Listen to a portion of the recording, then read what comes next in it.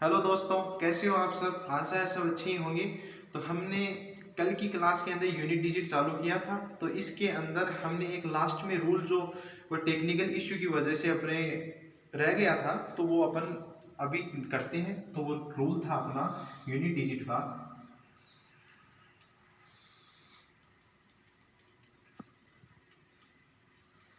Unit digit का एक अपना रूल पढ़ाया था मैंने लास्ट में, थोड़ा उसका एग्जाम्पल कर रहा था, उसी वक्त क्लास रुक गई थी। तो अपनी नेक्स्ट क्लास के अंदर अभी चालू करते हैं उसको। कि मैंने बताया था कि जो विषम संख्याएं होती हैं 1, 3, 5, 7 और 9, मैन यही होती है 1 से 10 के लिए। 1 से 10 संख्याओं में विषम संख्याएं यही होती हैं।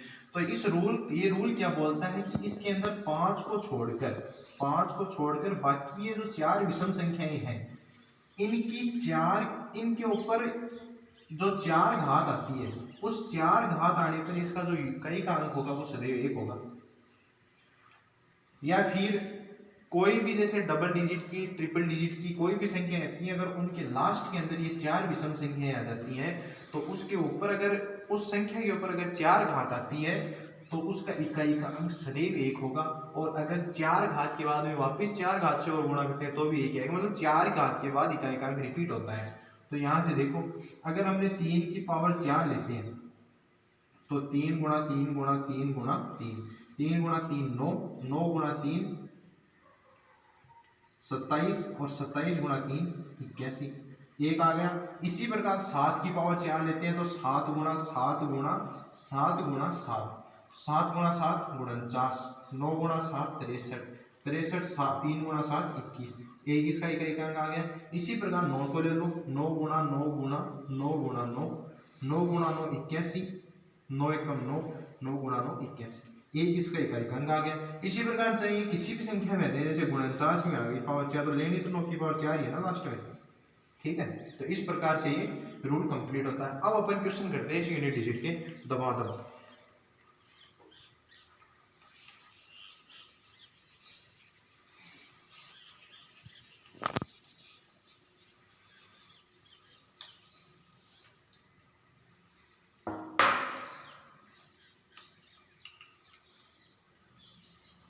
अपने को क्वेश्चन दे रखा है, पहला क्वेश्चन अपने को दे रखा है जैसे 246 की पावर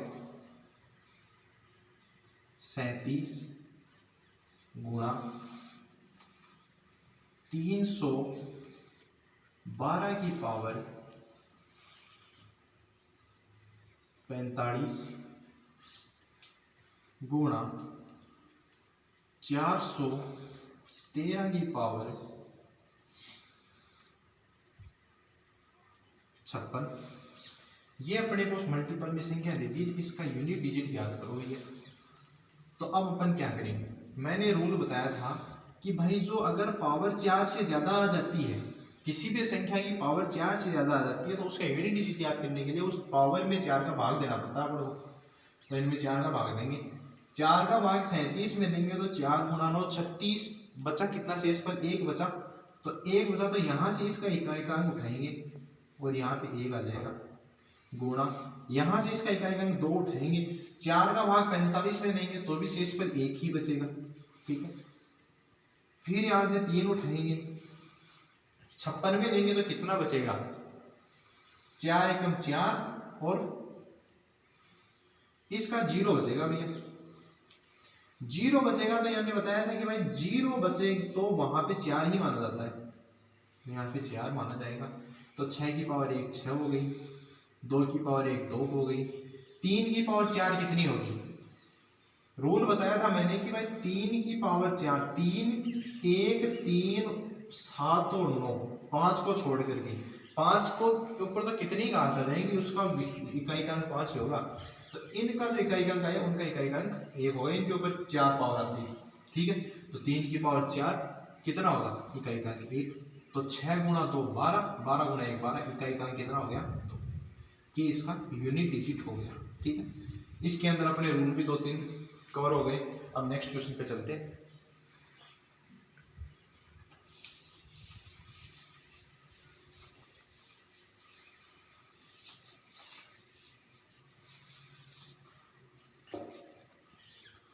नेक्स्ट क्वेश्चन अपन को दे दिया जैसे 4687 की पावर 335, 5835 की पावर 496 और 6832 की पावर 715। इसका यूनिट डिजिट याद करना है अपन को। कैसे याद करेंगे, बड़ा सवाल हो गया भयंकर। तो इसका सॉल्यूशन अपन कैसे करेंगे, सिंपली सॉल्यूशन करेंगे ट्रिक से।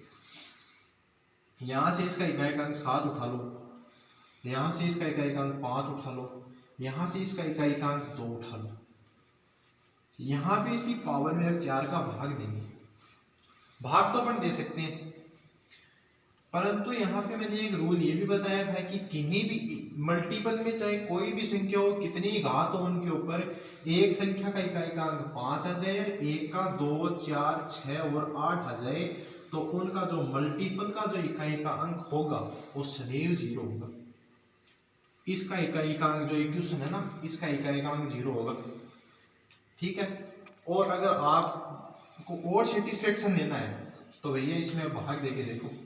4 का भाग 335 में देंगे तो 4 8 32, एक शेषफल बचा, 4 3 12, 3 बचा। 4 का भाग 2, 4 एकम 4, 4 दूनी 8, 4 चौक 16, 0 शेषफल बचा तो यहाँ पे 4 ले लो। यहाँ पे 4 का भाग 2, 4 एकम 4, 3, 4 7 28, 3, 4 8 32, 3 बचा। 7 की पावर 3 को खोलो, 343 आता है। 5 की पावर 4 को खोलो, 5 की पावर 4 को खोलेंगे 625 आएगा। और 2 की पावर 3 को खोलेंगे तो 8 आएगा। अब 3 यहाँ से उठाओ, 5 यहाँ से उठाओ, 8 यहाँ से उठाओ, 8 गुणा 5 40, 3 गुणा 0 0, इकाई का 0 है। इतना टाइम लगाना ही नहीं है। जिसमें 5 और 2 दिख जाए गुणा के अंदर सीधा 0 लगा दो, 5 सेकंड का काम नहीं है। ठीक है, नेक्स्ट क्वेश्चन देखते हैं।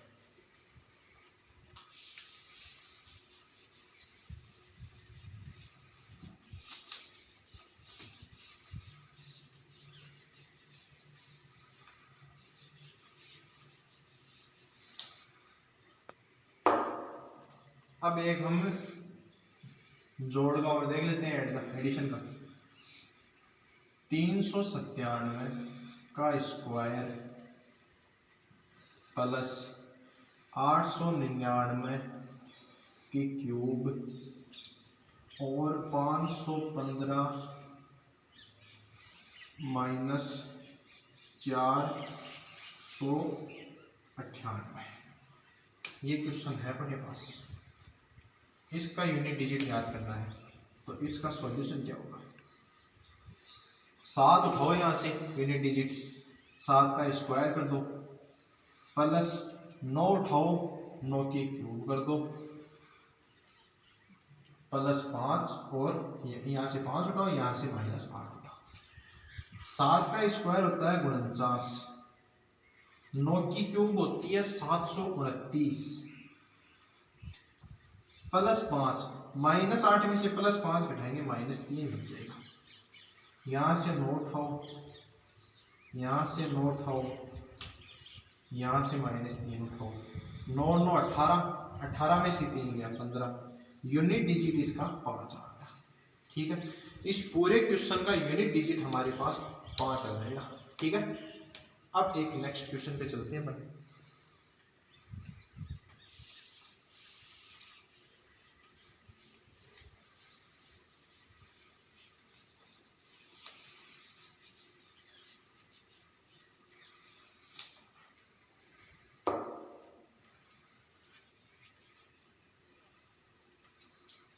एक अपने को क्वेश्चन दे दिया कि भाई सभी अभाज्य संख्याओं के गुणनफल का इकाई का अंक कितना होता है। तो आपको बता दूं, सभी जो अभाज्य संख्याएं हैं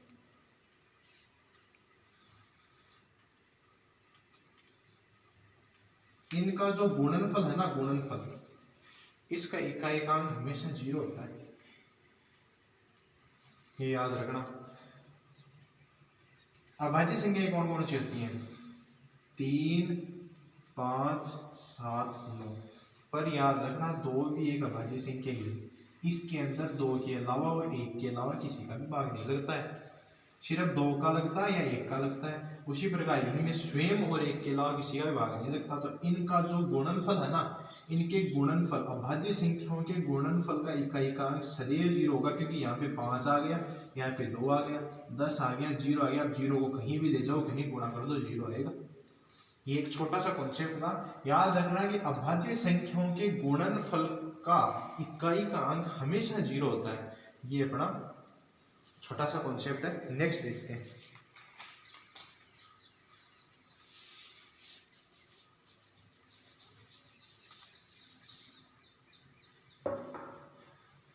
अपन ने पढ़ा है भाई, 10th में भी पढ़ा हुआ है, आगे पढ़ा हुआ है, जिसने तैयारी कर रहे हैं पढ़ रहे हैं कि भाई 1 से लेकर के 100 तक की संख्याओं का योग क्या होता है, इसका फॉर्मूला क्या होता है?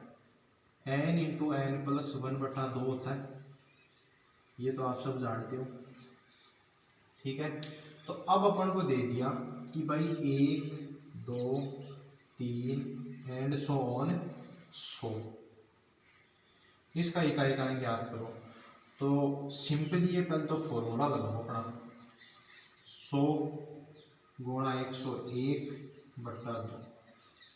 यहाँ पे 0 आ रहा है, यहाँ पे 1 आ रहा है, इसको सोल्व करने की जरूरत ही नहीं है, इसका इकाई का 0 आएगा, ठीक है। और सोल्व करो तो यहाँ पे ये इससे घट जाएगा 50 को 101 से गुणा कर दो, 5050 आएगा। 50 क्या हो जाएगा, इसका 0 क्या हो जाएगा, यूनिट डिजिट हो जाएगा। ये तो हो गया 1 से 100 तक की सीधी संख्याओं को गुणा करने का।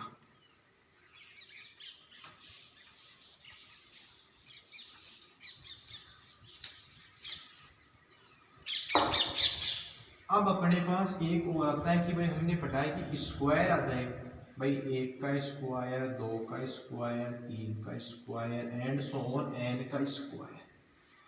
इसका योग क्या होता है, ठीक है।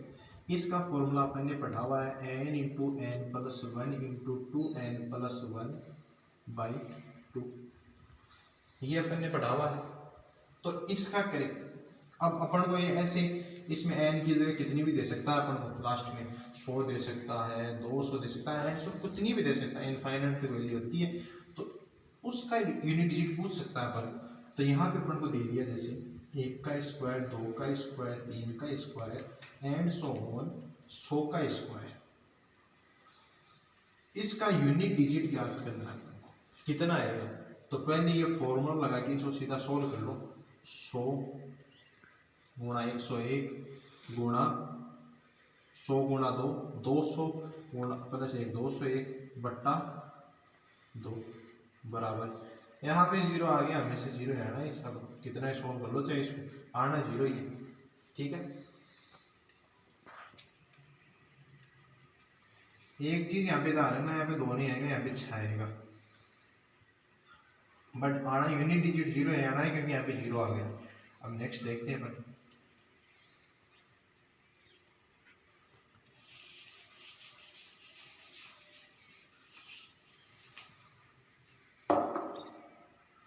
नेक्स्ट होता है अपने पास क्यूब के रूप में भी होता है n क्यूब। इसका फॉर्मूला क्या होता है, n इंटू एन प्लस 1/2 का स्क्वायर।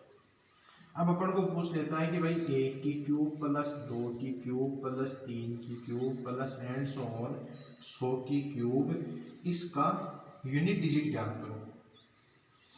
इसको सोल्व करो। 100 गुणा 101/2 की क्यूब, ठीक है। क्यूब तो आ गई, पर यहां से ये बन क्या रहा है, 50 गुणा 101 50 हाँ, यहाँ पे स्क्वायर आएगा, अभी इसमें स्क्वायर है ना, स्क्वायर। तो यहाँ पे 0 आ गया, तो इसका यूनिट डिजिट 0 हो गया, ठीक है। ये अपनी आज की क्लास यहीं पे समाप्त होती है। हमारा वीडियो अच्छा लगे तो शेयर करें, ज़्यादा से ज़्यादा सब्सक्राइब करें, ठीक है। धन्यवाद।